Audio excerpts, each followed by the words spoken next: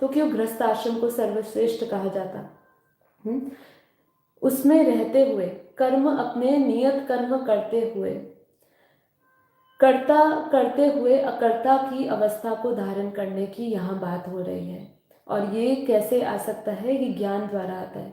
जितनी आपकी ज्ञान से आपकी अपनी बुद्धि को आप सूक्ष्म बनाते जाएंगे, वो ऑटोमेटिकली बनती है, हमें बनानी नहीं पड़ती। ज्ञान से हमारी जो निर्मलता है, जो शुद्धता है, जो आत्मा की शक्ति है, वो निखर जाती है।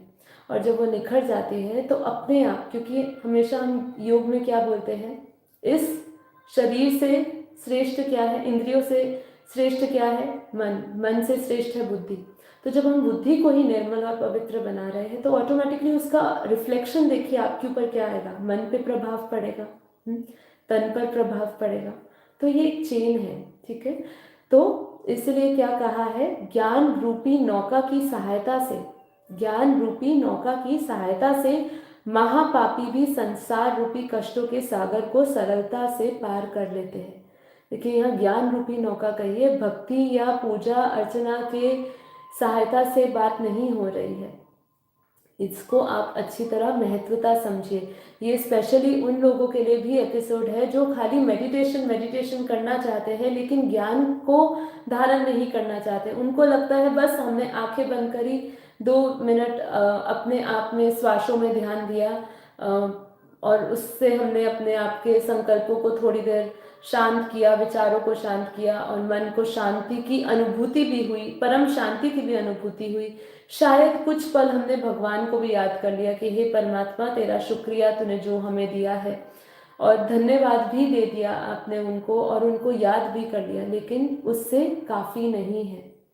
यदि आपको जन्म मरण के चक्र से छूटना है तो ज्ञान तो धारण करना पड़ेगा। ये उन आत्माओं के लिए है और ये अध्याय भी उनके लिए है जिसमें भगवान कह रहे हैं कि ज्ञान रूपी नौका की सहायता से ही महापापी भी इस संसार रूपी कष्टों के सागर से को सरलता से पार कर सकता है। ऐसा दिव्य ज्ञान वास्तविक आध्यात्मिक गुरु से प्राप्त करना चाहिए जो परम सत्य को जान चुका है। कौन से गुरु से? कौन से गुरु से? वो भी आपके लिए बहुत ज़रूरी है जानना, क्योंकि इसके बारे में तो बहुत कुछ कह रहे हैं आजकल। तो कितने सारे गुरु हैं।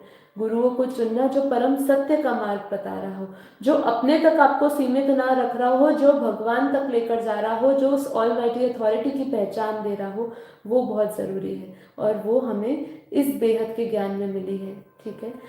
श्री कृष्ण गुरु के रूप में अर्जुन से कहते हैं कि ज्ञान एक खड्ग से अपने हृदय में उत्पन्न हुए संदेहों को काट दो।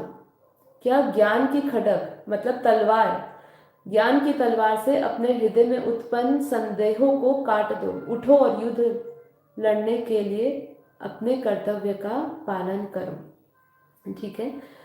तो अब मैं इसमें कुछ पोर्शन लेती हूँ।